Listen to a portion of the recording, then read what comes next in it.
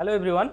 Today I will discuss regarding the basic technical aspect of jersey fabric and the types of jersey fabric and the role of jersey fabric in a garment.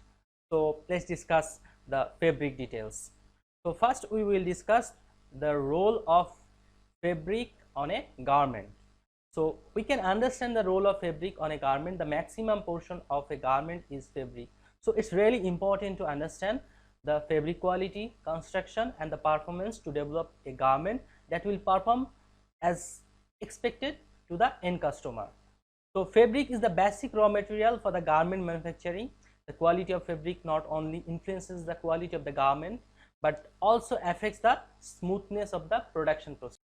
So the selection of the right type of fabric for a particular garment type is the most difficult task for the manufacturers. Hence, understanding the fabric properties that affects the manufacturing process and the final garment quality is essential. So if anyone knows the technical aspect of the fabric, then it is easy for him to explain the exceptions of that fabric on that garment to the customer.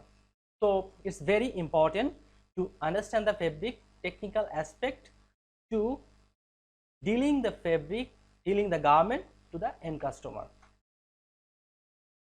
Let's know some basic things about the fabric. So basically there are two types of fabric, that is woven fabric and another is knitted fabric. So knitted fabric is, there are basically three types, so single jersey, double jersey and jacquard.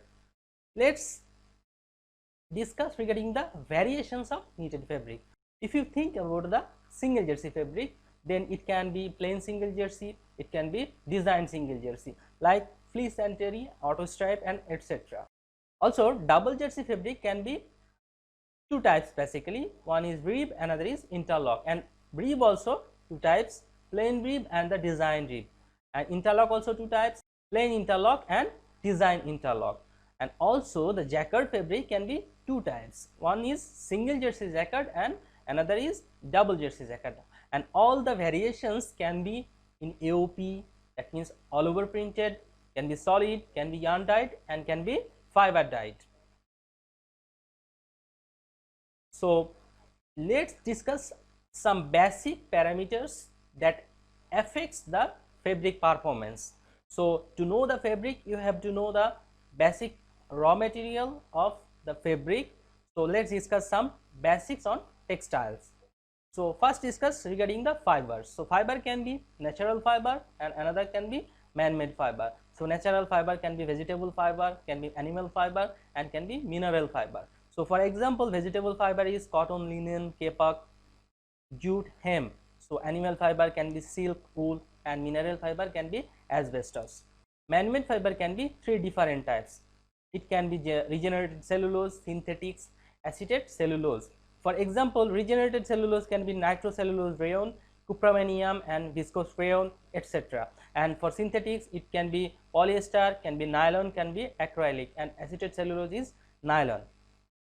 So for the yarn, basically there are two types of yarn, spun yarn and the filament yarn. Spun yarn can be napping, average twist, voile twist and crepe twist, and filament yarn can be smooth filament yarn and textured filament yarn. If you think about the fabric finishing, then fabric finishing can be mechanical finishing and it can be chemical finishing. So mechanical finishing is mechanical force is applied on the fabric like sweating, brushing is mechanical finishing, and the chemical finishing is some chemical is applied on the fabric like silicone finishing and moisture management finishing, etc.